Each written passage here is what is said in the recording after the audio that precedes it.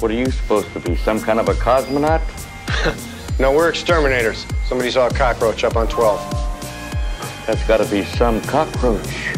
Bite your head off. We're ready to believe you.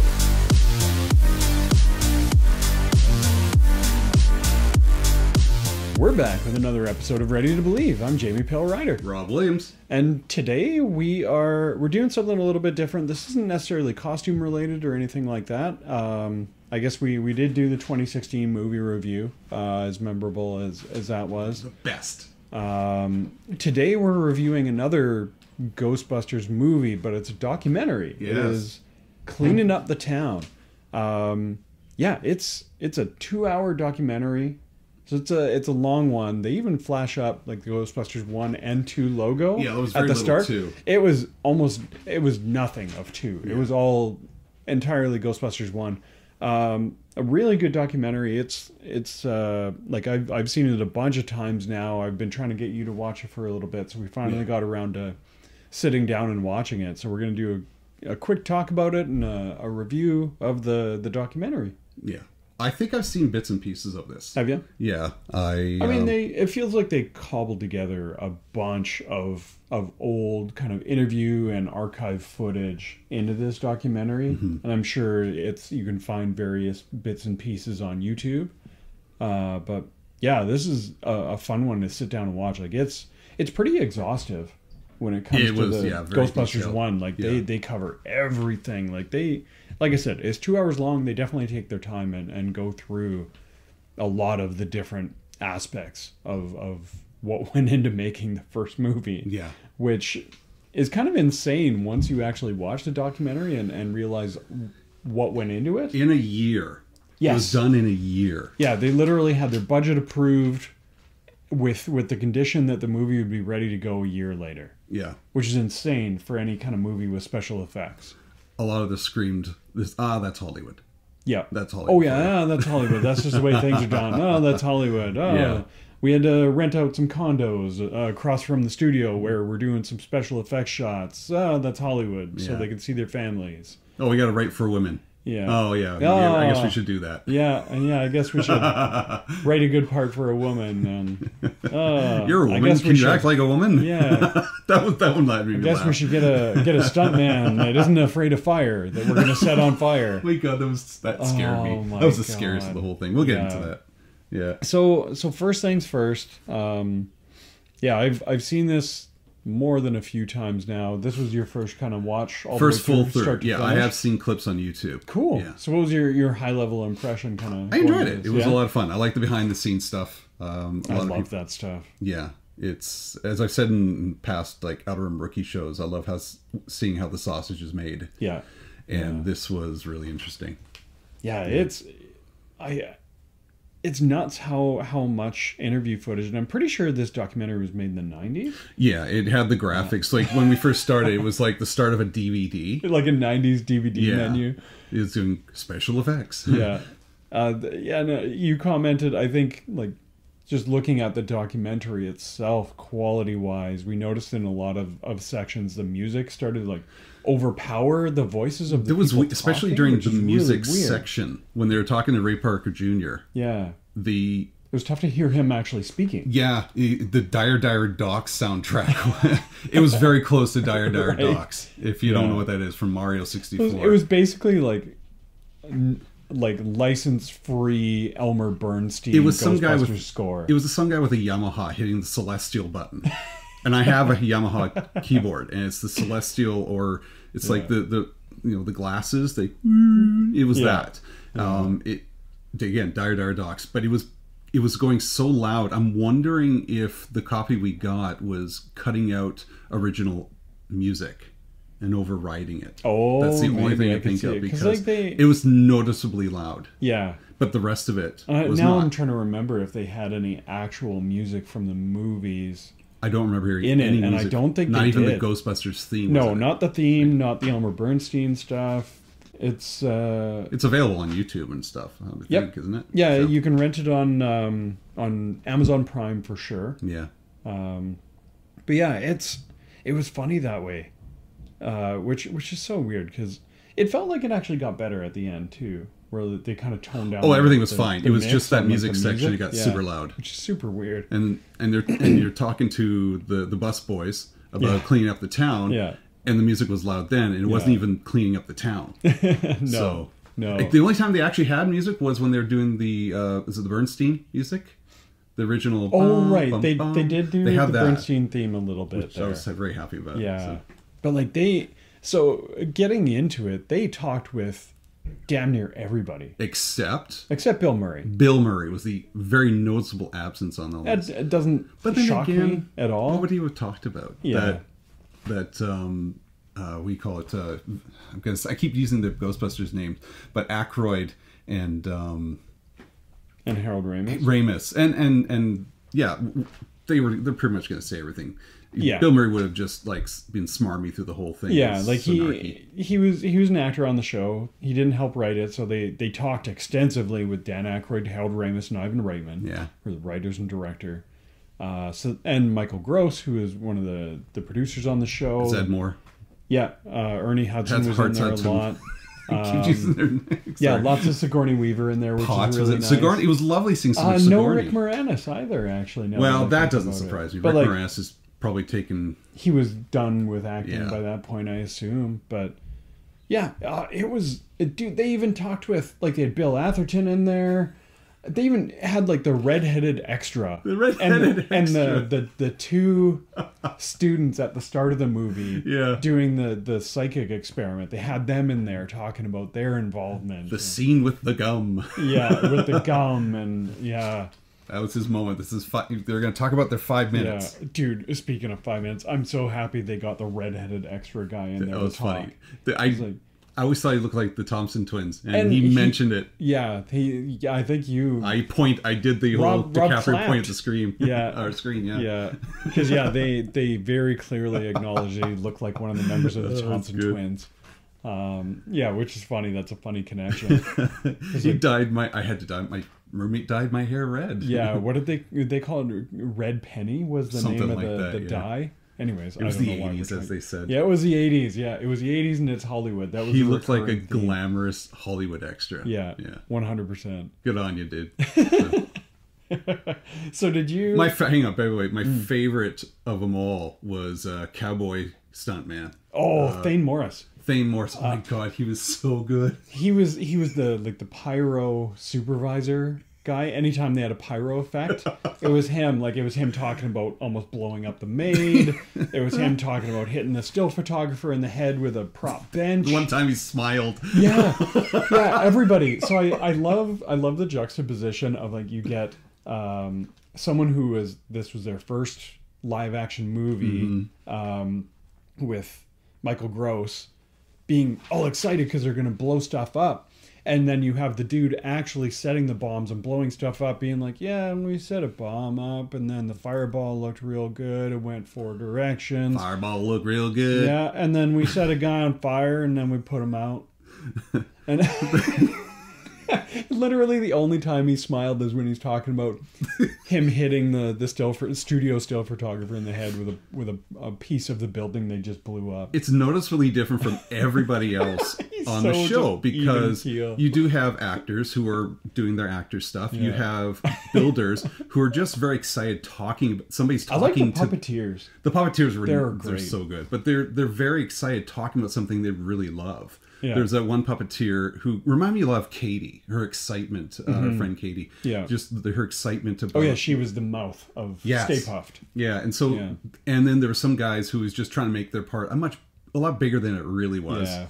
But I was trained in Shakespeare. You played Stay Puft Marshmallow Man, dude. There was a lot of people that came up through classical theater. Like, we're talking about the manager of the Sedgwick being like, I came up. And, like, he's not, like, pumping his own tires. He's just kind of, like, setting the tone. Yeah, he does have... You know, classically trained, know my lines inside and out, and the timings. But it was all thrown off because Bill Murray and their game don't follow timings. Bill Murray, Dan Aykroyd, and Harold Ramis just, like, riffing off each other and improvising, and then the poor manager getting yelled at by the director because he's messing up the timing of the scene or missing his lines. Bill Murray stepped up for him. That was nice. Yeah, he did say that either Bill Murray or Dan Aykroyd stepped up and kind of stepped in front of the line of fire and said it's not his fault, that's ours. But with all these people being so excited, and then you have Thane who's just sitting in a couch, it's all good, just kind of with his awesome mustache and an beard. amazing mustache, his leather vest, and his cowboy hat. Yeah, he was so. He's seen fun. it all. He has done it all. Definitely an old timer for sure, and he's blowing stuff up for a living, and it was good. Even him talking about the scene where they set off the pyro in the maid cart in the Sedgwick. Said, well, we put a lot of pyro in there, and then we were going to tell the maid what was going to happen. The director was like, no, don't tell her. And then we set it off. And what did he say? I know you wrote it down. He's like, and we set off the pyro, and she ducked and covered, as was prudent. As was prudent. He didn't even smile for that. For them setting off a pyro effect when they didn't tell the poor actress what they were doing. He didn't even, not even a half grin. Yeah. That lady nearly lost her face. And and that was a great scene. It was from the original part. What the hell are you doing? What the hell are you doing? God damn. Again, Hollywood. So don't tell him. The one stuntman talking about he was going to be in the Stay Puft Marshmallow for the fire. And he's like, and I could see the fire coming from the inside, and it was starting to get warm. And it was melting the glue. Experienced guy who had done lots of like Hollywood. The experienced one, because they had the stuntman. It was first day of being a stuntman. Yeah, they said he had just gotten his stuntman, and he falls twice because he's afraid of fire. Afraid of fire. And then there's Thane going, so why'd you get? You did. Yeah, why'd you sign up? Why'd you sign up for this? Yeah. They were doing our best cowboy accents here. I'm sorry. Anyways, this is not just about Thane, but it kind of is though. He was the best. He's so funny. Yeah, I did from the very start though. I mean, listen to Dan Aykroyd talk about his family history. Clearly, he's a firm believer in the supernatural. He believes full trance mediums, spirit photography, the theory of Atlantis. Oh, he was all in, and he's dead serious. And I can kind of looking at it from his perspective though, like that's been in his family for generations, and he grows up surrounded by that stuff. It's kind of hard not to see yourself kind of being in the same spot if you were to grow up surrounded by it. Yeah. Do you hear the vacuum cleaners going off upstairs? Ignore the vacuum cleaners. I'm not.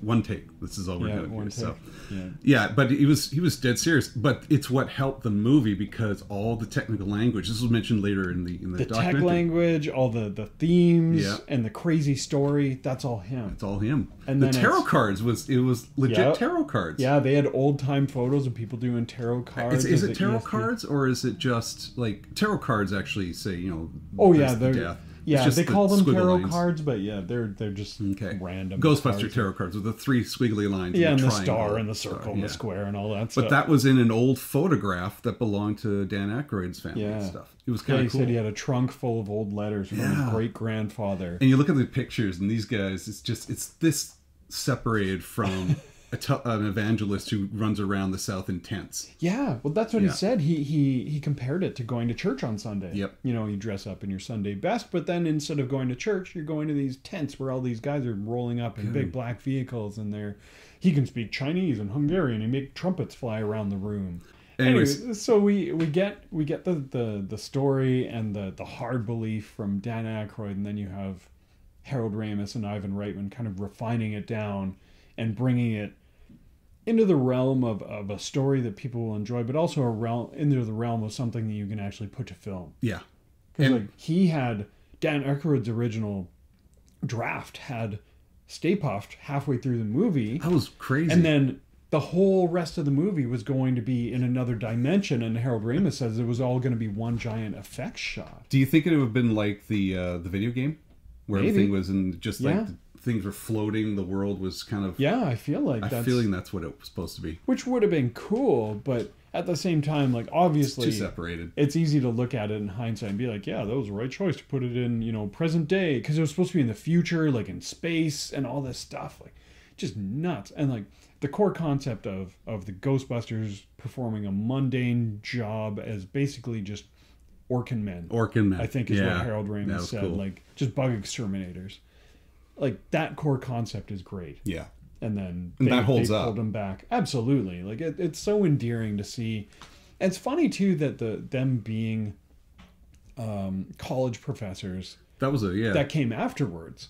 The blue collar thing was always there from the very start. It makes sense to them to be college professors, though. They had to have some experience. Yeah, it justifies like where they're getting their knowledge and their engineering skill to build all the equipment.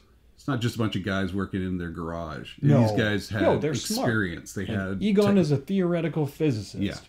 Yeah. Venkman's into psychology and parapsychology. And Ray is just like all in on the supernatural knowledge. That's a good triad of information there. And then you get Winston come in later, who's he's the Orkin Man. Everyman. Yeah. He's the guy that, and I love listening to Harold Ramis talk about how to build the story and how to progress it, and they consciously bring Winston in to kind of reestablish the audience's incredulity with what's going on. Yeah. As they ramp the story up, because at that point, like we've already seen the librarian ghost, we've already seen Slimer, so the audience has already seen the ghosts.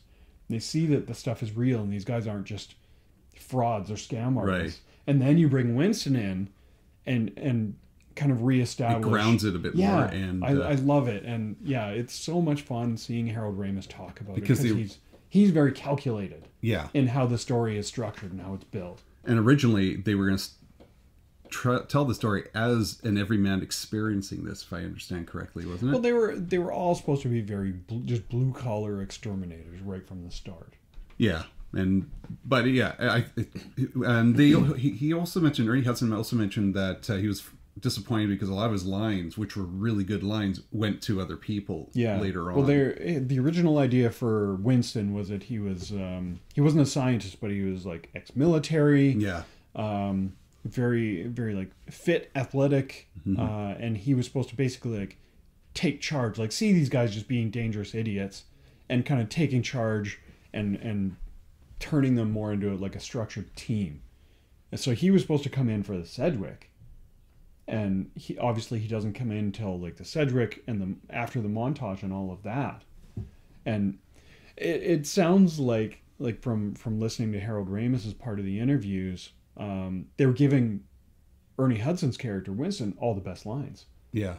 And Ivan Reitman kind of pulled them back, be like, "Come on, like you got to save some good stuff for yourselves. Like give some good comedy stuff to Bill Murray. Save some lines for yourselves, and we'll bring in Ernie Hudson a little bit later." So I get it.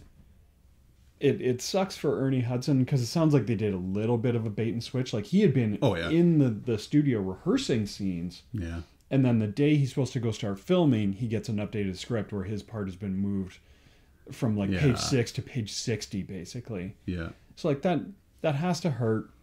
And it's kind of interesting to think how it would have been had Winston been added to the team earlier. But I kind of like in the movie where they did add him though. Yeah. Because like it's fun seeing the core three you've been with throughout the whole movie. Kind of figuring this stuff out as they go, and then they get famous and big and super busy, and then they add Winston just because they need another body. It's the expansion. Yeah. They just need a guy who's just willing to come in and earn a paycheck. And what's really cool now, when you look at the Ghostbusters in today, he is in charge. Yeah, he's now taken the mantle and is supporting Ray and the rest. I love what they did with Winston's character. Yeah. With Afterlife onwards. Yeah. With Ray just going back to it fits the character, right? Like he does. Ray was all about the supernatural, so he's in the reading and the books. Yeah. And you have Winston who joined the Ghostbusters because he needed a steady paycheck. And he was so good at earning money that he formed his own corporation. Yeah. And then ended up kind of taking it back and bankrolling Ray's bookshop. Yep. And the Ghostbusters, and expanding that. So that's really fun to see that progression. But I do feel like we're just starting to talk about the movies and not so much the documentary, which is it's tough not to get carried away. Back to the documentary. I had kind of alluded earlier as we're just getting our excited rantings out of the way at the start.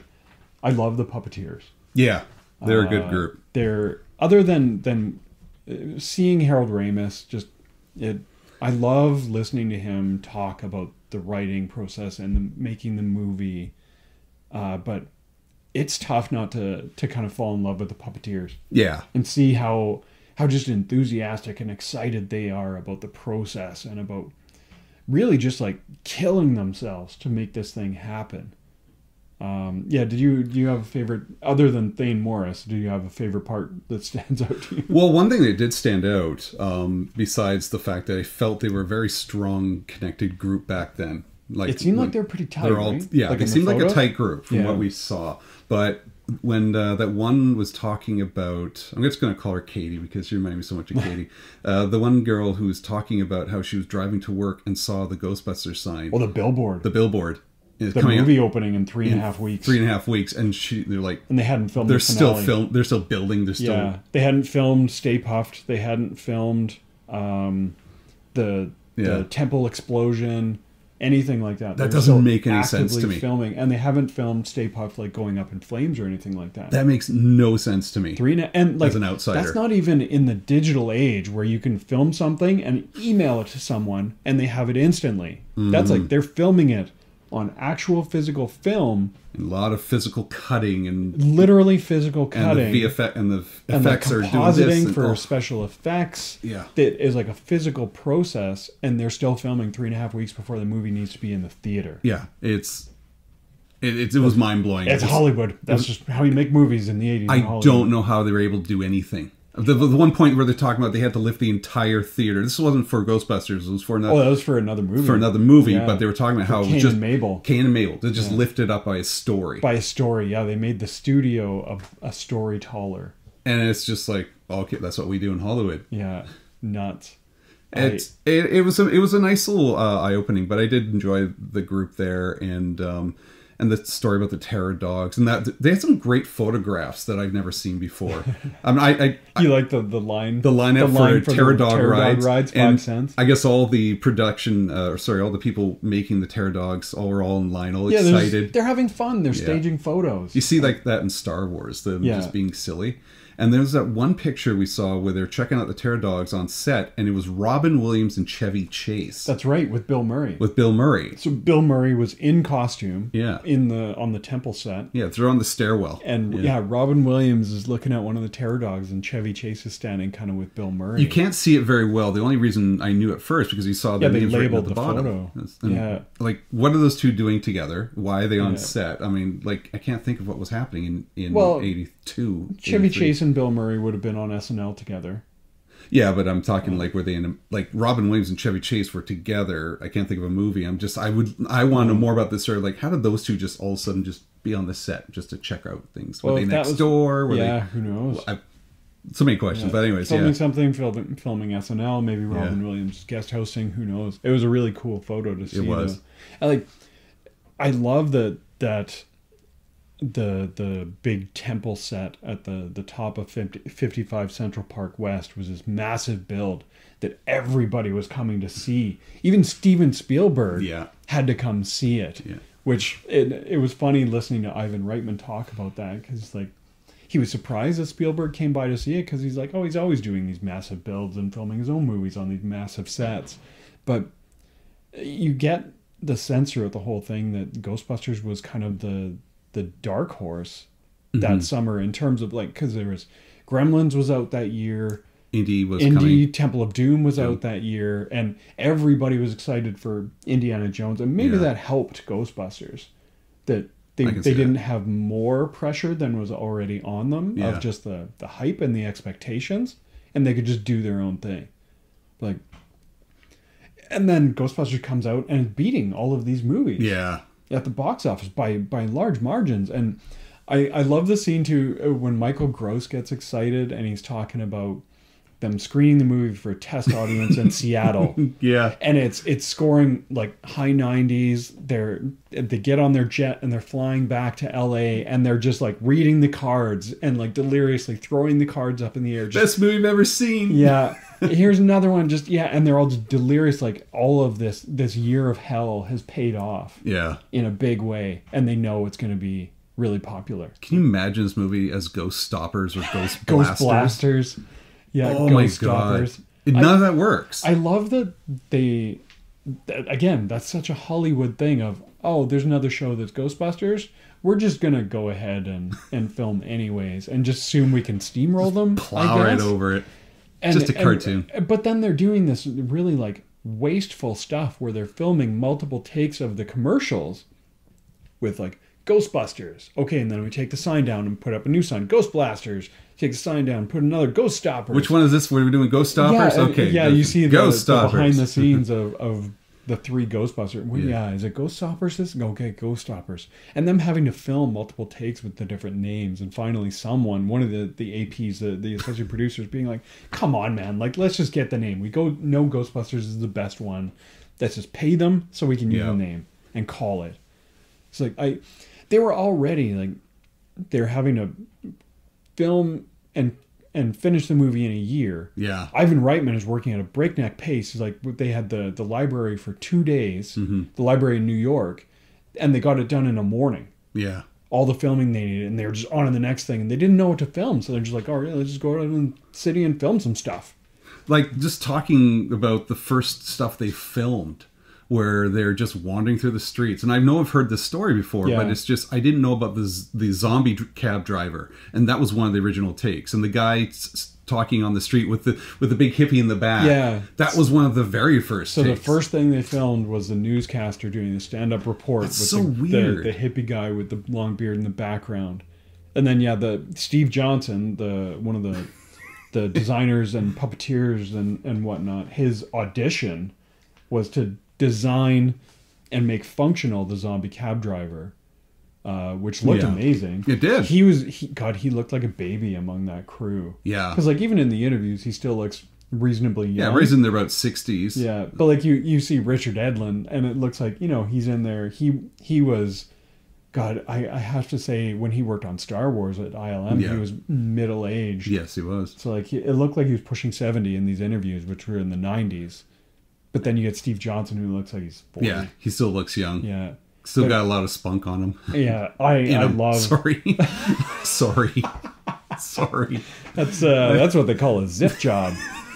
That was funny. Oh my God. Okay, so this where they're talking about the Richard Edlund, and I can't remember the name of the other guy. Yeah, so the pants being unzipped for the blowjob scene, which I still one of my least favorite parts of the movie. Yeah. But it's a good story behind it, and he's got this half torso, waist down, sitting in his office, and he's playing with the like zipper, armature wire, this like practical rig to like unbuckle the belt and pull it apart, and then unsnap, unzip the pants, pull the pants open, and they're like, "Oh yeah, that was a Stuart Ziff job," and he's like, "Oh yeah, maybe be careful, you can't call it a Ziff job." Yeah, like, one of those natural moments they didn't realize what they had said. I loved those two because they were so funny. Yeah. Just super chill and funny banter back and forth. Yeah, it was good. Like Richard Edlund comes into that movie with an Academy Award under his belt already, and like setting up his own studio because they didn't have. I assume ILM was busy working on Temple of Doom because they said like there's no special effects house that could do the movie. Yes, that's right. So they got Richard Edlund, who was just setting up his own. Yeah, said he was just working with a parts bin in an empty studio building. Yeah, I have written down here. One of the things is everything in the special effects biz just built that day. Just fly by the seat. Everything just like we need to do this. Okay, let's just build it. Yeah, right now. Okay, and even the puppeteer guy. And I'm terrible with names. Like they interview a lot of people. Yeah, a lot. But the puppeteer guy who came in late to work on the Terror Dog, they said like they did like the armature animation of the miniature of the Terror Dog running across the street from Dana's building into the park. Yeah. And they had filmed and animated that without that guy there. And he looked at the footage and he's like, I would have done that differently. Let's go do another take. And like the puppet was gone, the set was struck, the green screen was off to another movie. He's like, I guess we're done and we're moving on. Can you blame them? They had the movie's coming out in 3 hours. Yeah, right. Like we gotta go get ready. Yeah, get ready for the showing. Yeah, God, yeah. But like, that's what stands out the most. I feel like is. I always hesitate to use the term lightning in a bottle, but like it really is just like all this crazy just happenstance and luck coming together with all these immensely talented people all coming together on this one weird concept of a movie. Mm-hmm. And just giving it like 20 hours a day straight, 7 days a week for a year. Yeah. And it turns out amazing. Yeah, they had their families in a hotel nearby, across the street, just so they could connect with them. So they could see their families for me, as a single dad, that would be so difficult for me. Losing part of my son's golden years. Basically a year of your son's life, you're not seeing him. Because like that's hard. They're working 20 hours a day. Like they got to sleep sometime. I have a hard time when he's gone for a week. And it's just like... Yeah. And so it takes a special kind of person to put yourself in that kind of a situation. I can't necessarily say that they knew going into it kind of what they were getting into. Yeah. But once they're in it, they're just going. And it's just go until it's done. One of the things that struck me when watching this is they showed so many storyboards in the movie of certain scenes, but a lot of it was so different from the actual movies. Oh, yeah. They were wearing helmets. Yeah, helmets, and they had like the wrist-mounted wands. Yeah, they're just to make dick jokes the whole time. Wands. Yeah. Make it hard or something. Yeah, they had the erection joke. But Harold Ramis talked about the pee-hose, the yellow catheter. He did talk about pee-hose, yeah. So Stay Puft wearing a noose around its neck. That was so weird to see. Yeah. And I'm glad they got rid of that. Definitely leaning into like the darker, more horror side of the design of the ghosts. And some of the designs of the ghosts were genuinely scary and creepy and just generally off-putting. Heavily influenced by heavy metal. Yeah. You had the show. You had Michael Gross coming from heavy metal. Yeah. I love those designs though. I want to ask you, you're a Spirit Tobin guide. Are the drawings in that book from like what we see in like the original production drawings? No, as far as I know, they're original designs. Just like someone spiffed up to make them kind of spooky and creepy. There's some really good stuff. I'm watching the evolution of the Stay Puft.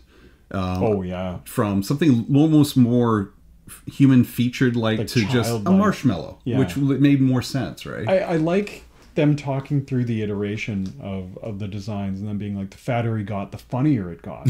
And they're leaning into the comedy of it. Yeah. And like still, even like the climax of the movie where Stay Puft is the big bad, and they're still leaning into the funny side of the design. Yeah. And so they just make them chubby and cute. Even the terror dogs. The terror dogs, they did a great job. They made him a little bit chubby, like a bulldog or something like that. All the original, the earlier versions of the terror dogs just don't work. They were bad. So just really skeletal and gross. Yeah. Right? Really horrific. Slimer's growth. Oh, man. I mean, there's a whole section on Slimer alone, but just watching his progression to what he is, I really like how they ended up with it. That giant mouth with the legs. And then they have to try to build it, and then they have to try to make its ass jiggle, which in eventually ends up being a peanut in one scene. They spray paint a peanut and they just wave it around. That's another thing where they had finished filming. They struck the set. They basically threw out the miniature, just throw it in the garbage. Because you don't need that. No, that wouldn't happen anymore. It's got to go to a museum. And Ivan Reitman saw the dailies, and he's like, I want to film another shot. But they had already thrown the miniature in the garbage. It's all down the garbage. Because Hollywood. So the puppeteers and the special effects guys are scrambling and spray painting a peanut green. And then that's what you see in the scene where he gets chased off the chandelier, basically. It's just a green peanut, and one of the guys kept it. It was cool that they, one of the things they mentioned was the Ecto-1 ambulance was a leopard howl in reverse. Oh, the siren. Yeah, the siren. That was pretty cool. Yeah, leopard howl slowed down and played in reverse. Yeah. Because they wanted something vaguely European. That's so cool. It's that Ben Burt sort of thing. I love that. Yeah, they just find the sound anywhere. Yeah, that was one of the guys, the sound guy, where he's talking about, there's no digital sound editing, so it's literally them just like, putting things to tape and like using razor blades to splice stuff together and just nuts. It's so hard to imagine these days. Slimer's name used to be Onion Head. Onion Head. That was his production name, and it just... Because of the line he slimed me. Oh, it's so much better. It doesn't even look like an onion. Yeah. It's green. And I mean, it's like all the production names for all the aliens in Star Wars, right? They just call it whatever because it doesn't matter. Exactly. Shuffling paper, sorry. But even Michael Gross still, I guess, out of habit, just called him Onion Head when they're talking about some of the Slimer shots. Well, I guess when you're already in that world, that's what you knew it as. Oh, yeah, you call it that for a year straight. Oh, yeah. Yeah. Another thing that I dug was they were talking to Annie Potts, who I absolutely love. She's great. And just her not putting up with any Bill Murray bullshit. I love so good.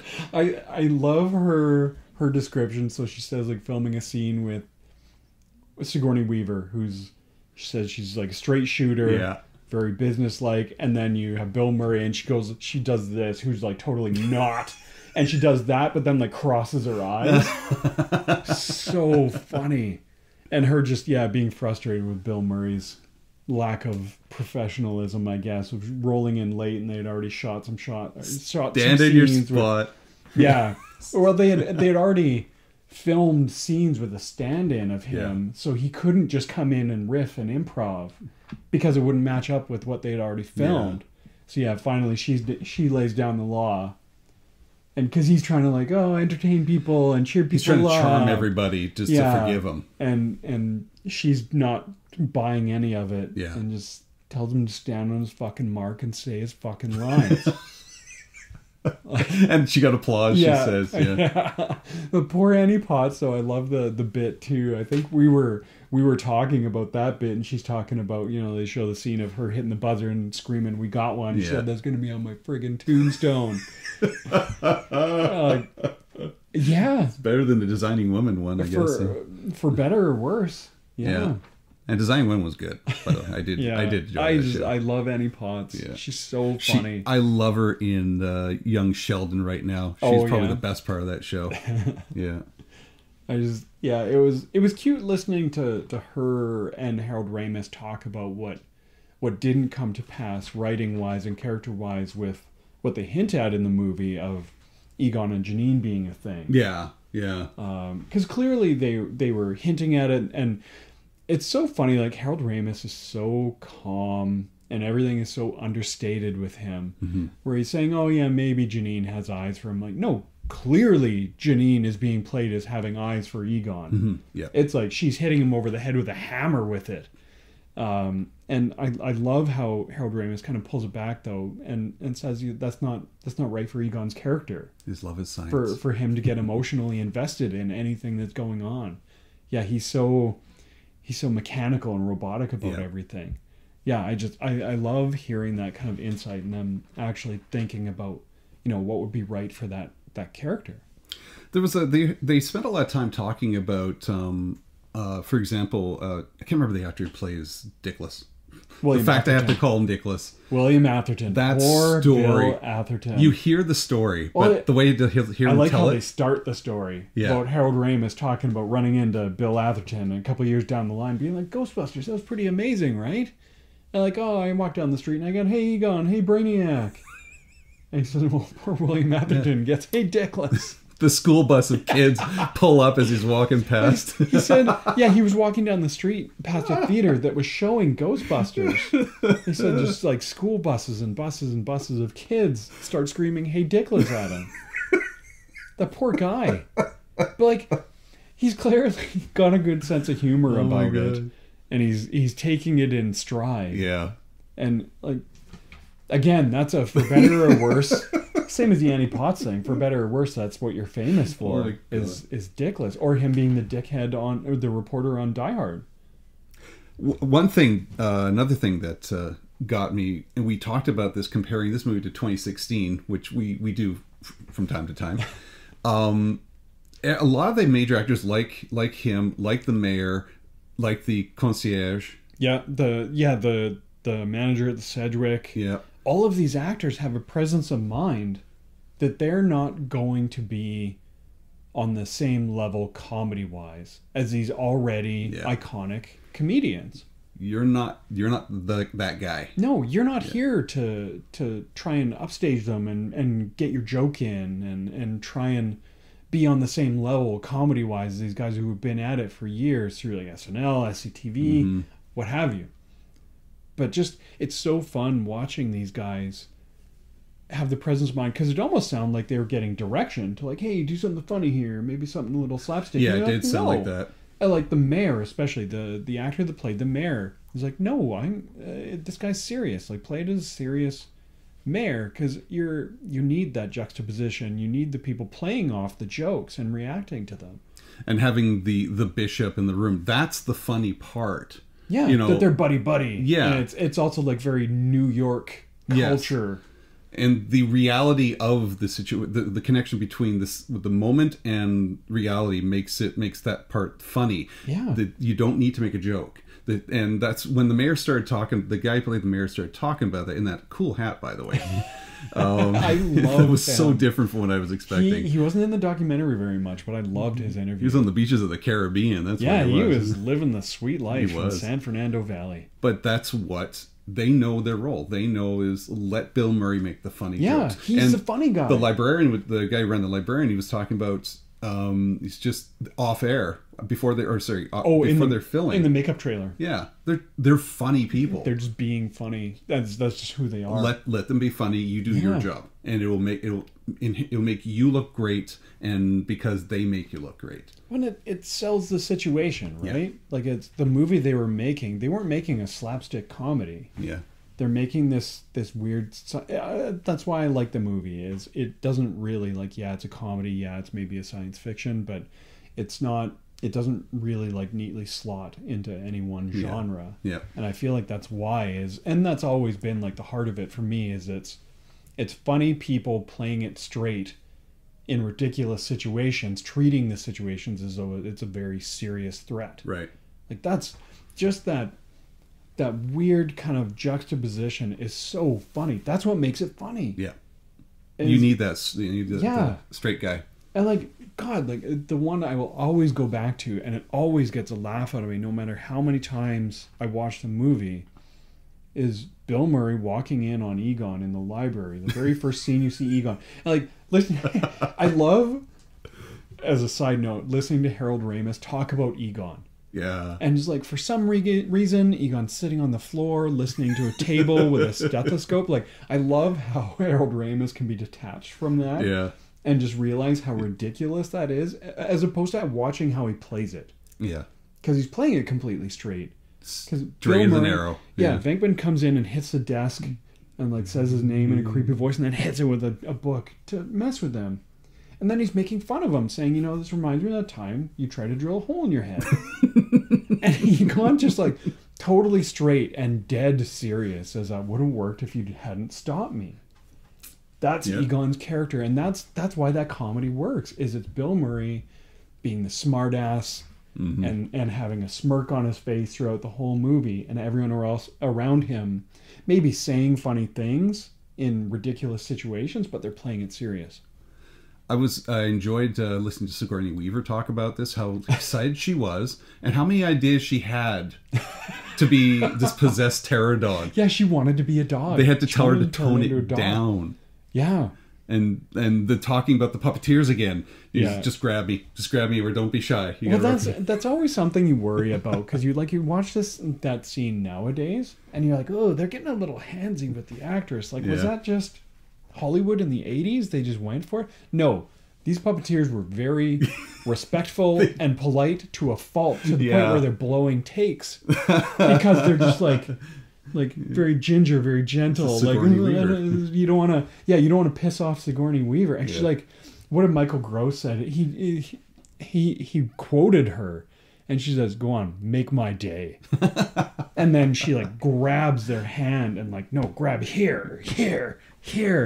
And it's like, Sigourney Weaver is very like just committed and just going all in on this. I love that. And it was so funny too at the very start, when they're just kind of like doing some quick clips to set the tone before they really get into it.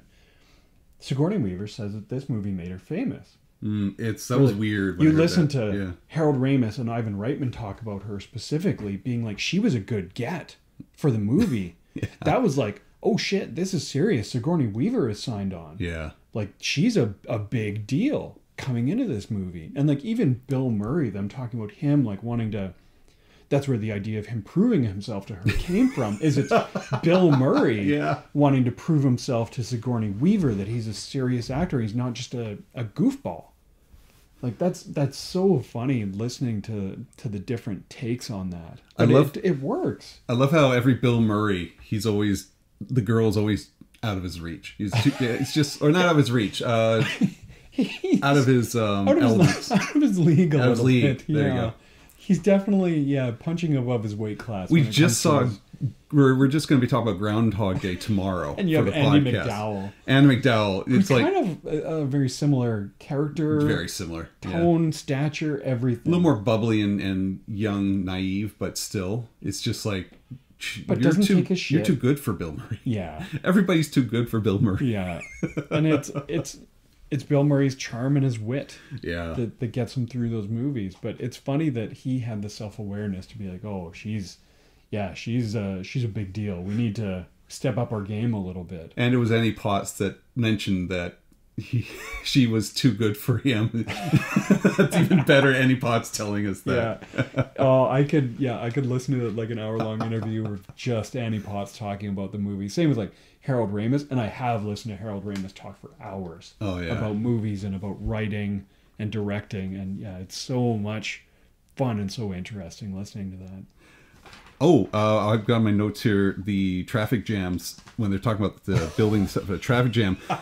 It was great to listen to them talk about that, but I also enjoyed the fact they did in the show, they did Atari graphics based on the Ghostbusters video game. Oh, yeah. And so they just showed the traffic piling up. Well, in an Atari way. Yeah. And it was a nice little nod. It was cute. With the congratulations. Oh, yeah, the terrible end screen with the bad translation. I love, again, I'm going back to Richard Edlund, and I don't want to call him a sidekick, but I don't remember his name, and I feel bad for that. But those two talking, Richard Edlund just being like, we found how to paralyze New York City by chopping 2 trees down. Like, that was funny. Like, just seeing the amount of just traffic chaos that they caused by shutting down one road.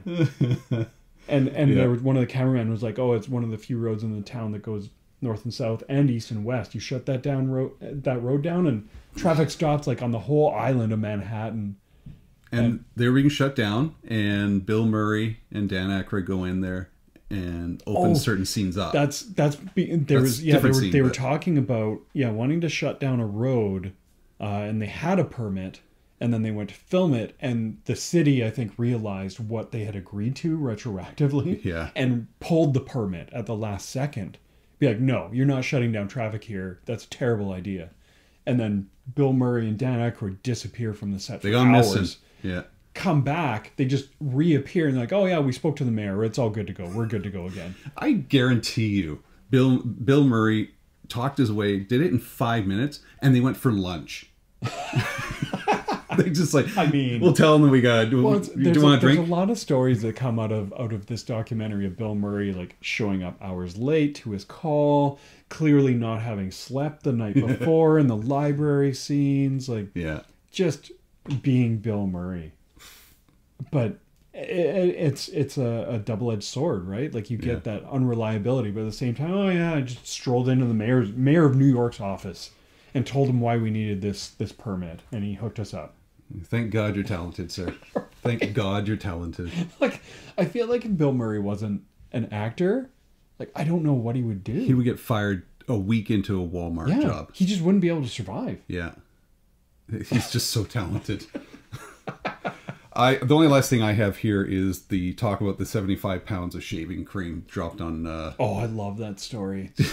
he tells stories really well, by the way. He does. William Atherton is another one of my favorites from the documentary, just in general. One, because it's so fun.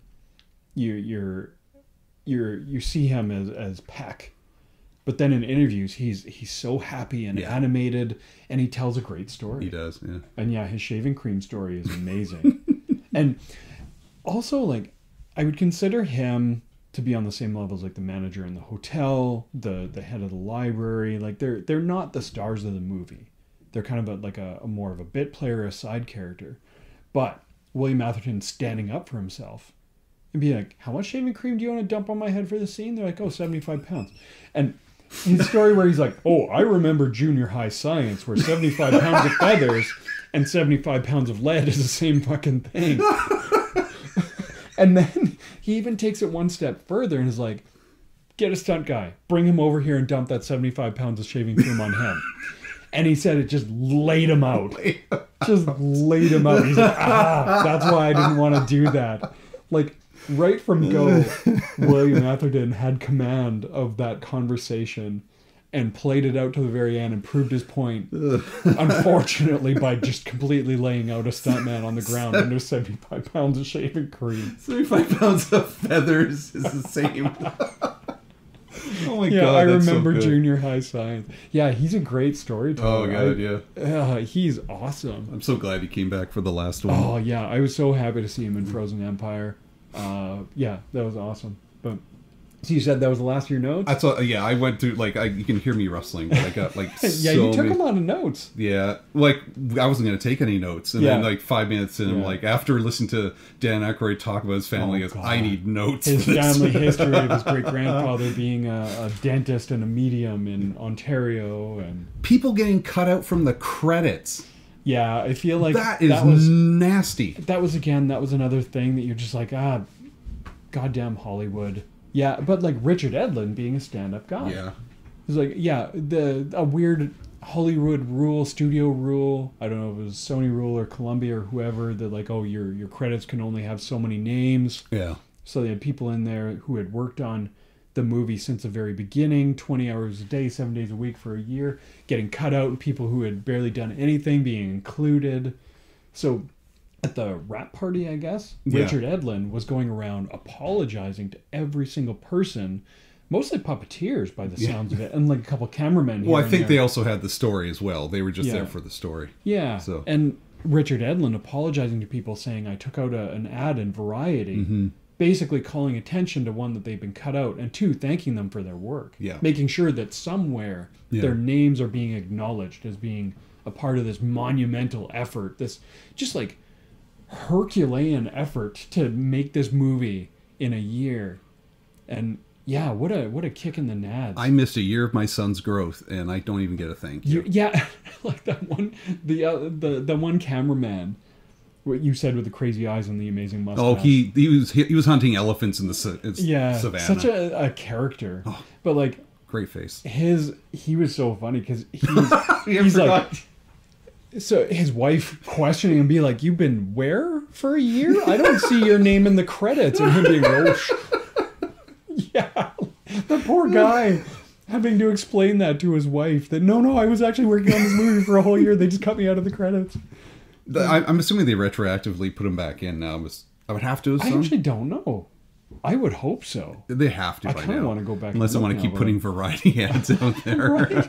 Yeah, but yeah, what a dumb kind of Hollywood studio thing. But they screwed up on. It's funny mentoring credits. They screwed up on. On Ryan Dole's fannies. Yeah. So, at least his name was in there. They just made an addition as opposed to subtracting him completely. Yeah, the one guy's name is spread out amongst all the credits. So, in wrapping this up, do we want to do a rating for this? It's a documentary about a movie that we would have given a rating. Okay, well, where do you want to do a rating or get a solid 8.5? Yeah. Yeah. It's all 9. I really enjoyed it. I found myself laughing. It's super when it comes to informative. we can't compare it to a editing. movie, but no. Okay, 8.5 definitely, because I didn't like the music threw me away. Yeah, the sound mix was weird with the music. And I mean, that's what really didn't dig, and I would have liked to see Bill Murray and and Rick Moranis. Yeah, it was nice hearing about the John Candy story, but I think that's a story. The John Candy story. He wanted to be German and have 2 dogs. And so we get the story from Ivan Reitman about him wanting to play it German and have 2 German shepherds. Yeah. And Ivan Reitman just be like, well, we have dogs in the finale of the movie. It's going to confuse people. And then Harold Ramis basically saying he asked for too much money and ages himself out of the movie. So, but then we got Rick Moranis out of the deal, who is like his colleague at SCTV. Yeah. But when it comes to like behind the scenes movies, this is a nice mix, because I've seen the Star Wars ones, and sometimes it gets overly technical with sound effects and special effects. I mean, you hear Lucas talk about things, and sometimes we got a whole series just about ILM recently, right? Light and Magic.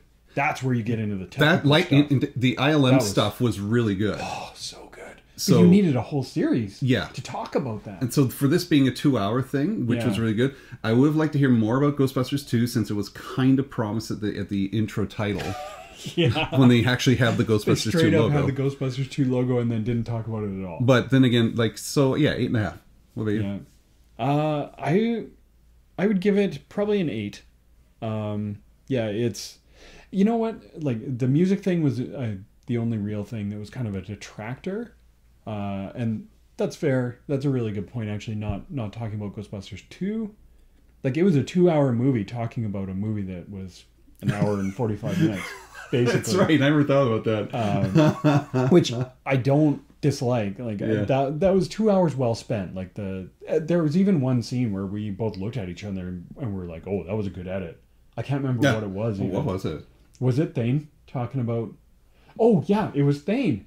Because they were interviewing the still photographer for Boss Films. Him asking Thane Morris, where's the best place to stand? And it cuts to Thane going, behind me. Behind me. Then right back to what the guy was talking about. Yeah. It was almost as if it was an episode of The Office or something like that. That was a great cut. Yeah. That was a great cut, a great edit. Yeah, the storytelling flowed really nicely. Yeah. They had really good segments, like talking about Stay Puft and Slimer, talking about the core cast and the writing. I think they could have organized it just a tad bit more, but when it comes to like I said, behind the scenes stuff, you had all the behind the scene pictures that you have that I don't normally see. Yeah, so there's a lot of stuff, storyboard stuff, artwork, photographs. You want, that's what you want in something like this. Yeah. And great stories, the actors involved. It has everything. It's really worth it. And it didn't really sugarcoat things either. Being look how awesome we are. Yeah. They're like, it was pretty clear right from the start that this was kind of hell to make. Yes. Yeah. Very much and it was just like breakneck pace. Just everybody just burning out, working 20-hour days. Like, it was not an easy film to make. Yeah. And so I love that they didn't sugarcoat it. Yeah. Because that always bugs me in documentaries when they do, and just look how awesome we are. So yeah, solid 8 for me. Cool. Awesome. Good suggestion. I loved it. I'm happy you did. Yeah, I've seen it several times. Yeah, I'm happy you watched it. It's obviously relevant to ready to believe in Ghostbusters stuff. Yeah. So anytime you see me suggesting something, just pinch your nose. And anytime you see Jamie suggest something, you gotta enjoy the episode. Was our last episode the 2016 Ghostbusters review? Yes, it was.